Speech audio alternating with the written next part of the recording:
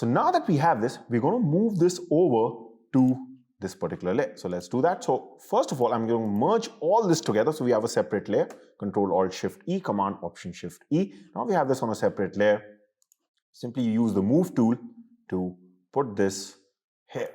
And now first of all, what we'll have to do here is, since they have been shot using the same composition, aligning them will be very easy. So first of all, let's align them. So what I can do here is, right now, just decrease the opacity of this top layer so that we can see the layer behind and we can just align it properly. Okay, so I could have probably used the auto align feature, but I doubt it'll work because the size of the images is different. Okay, so I might have to rotate this image a bit. So what you can do is we can just transform this. You can hit Control T or Command T.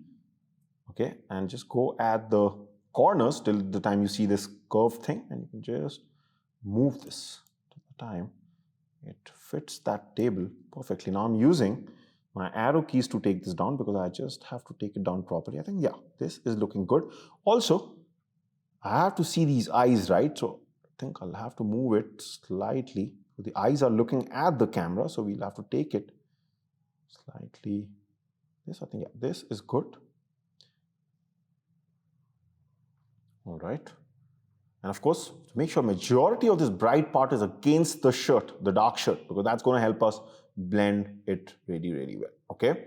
So, okay, I think this is looking fine.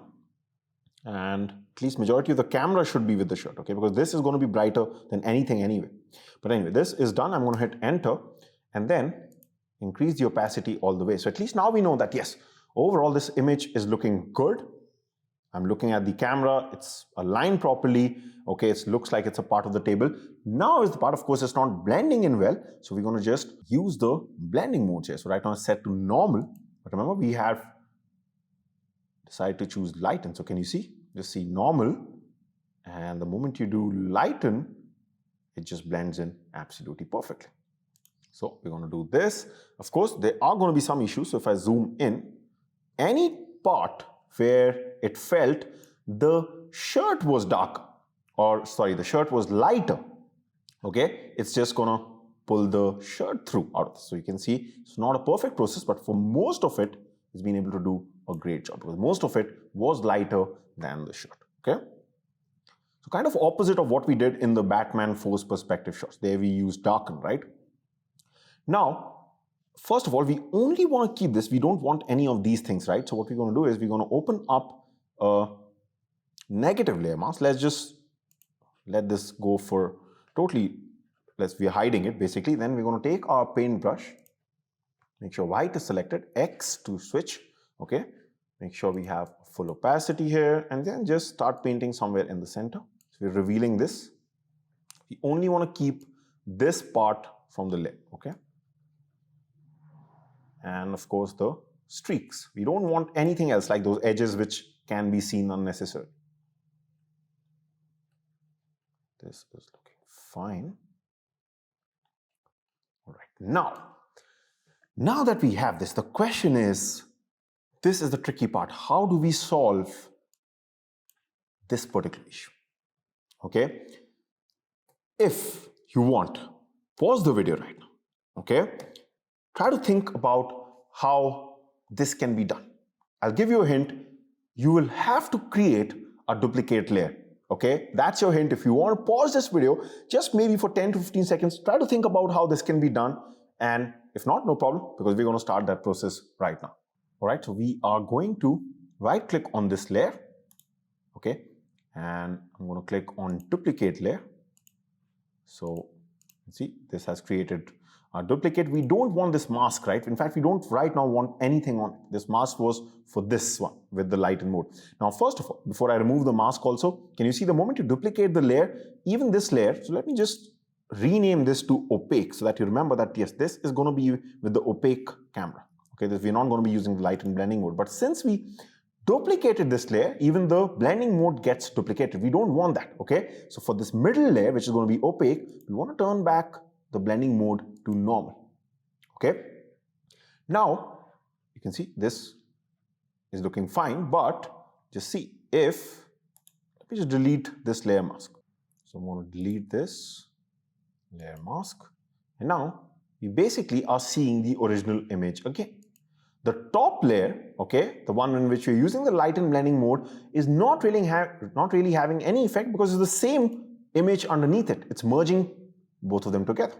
Okay, so right now it's as good as this thing doesn't even exist. But if we take this opaque layer, okay, and we completely hide it, so I'm going to hold Alt Option and I'm going to open up the layer mask.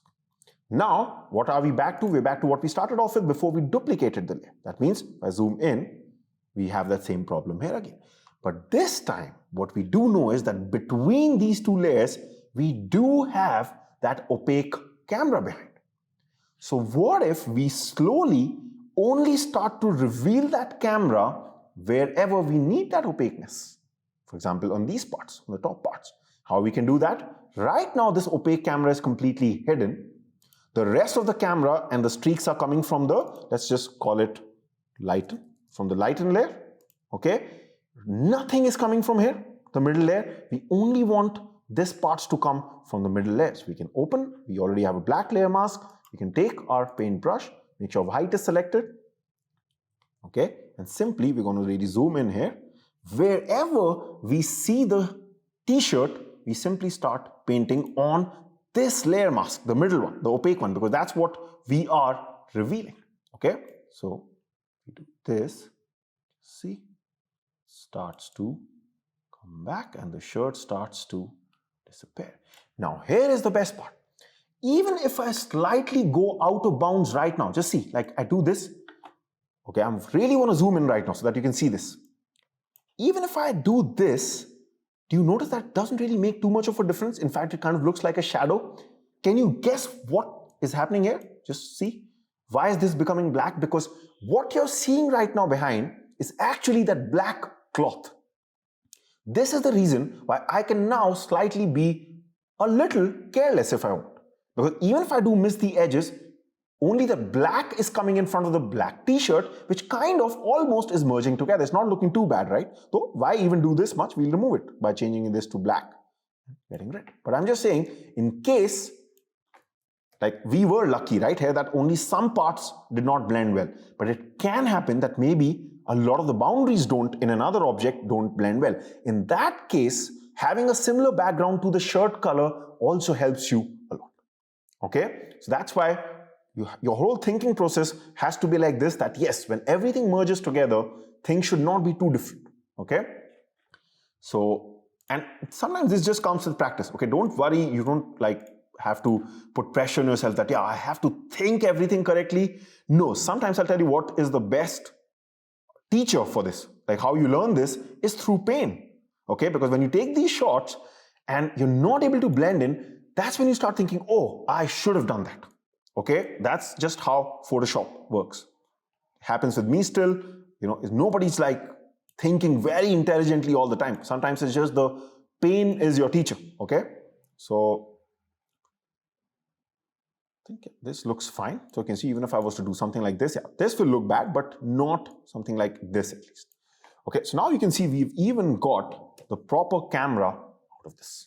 Okay, so slightly challenging, but then overall, not too tough. Now, one of the things that is missing here before we go on to the fun part, which is going to be color grading and all these things, is that if there is something bright like this, okay, there's obviously bound to be a glow, right? You can actually see that in one of these shots probably. Maybe if I just disable the layer mask, you can see the table is bound to have a bit of reflection and glow. So how can we create this? That's what we're going to do next. So let's do that.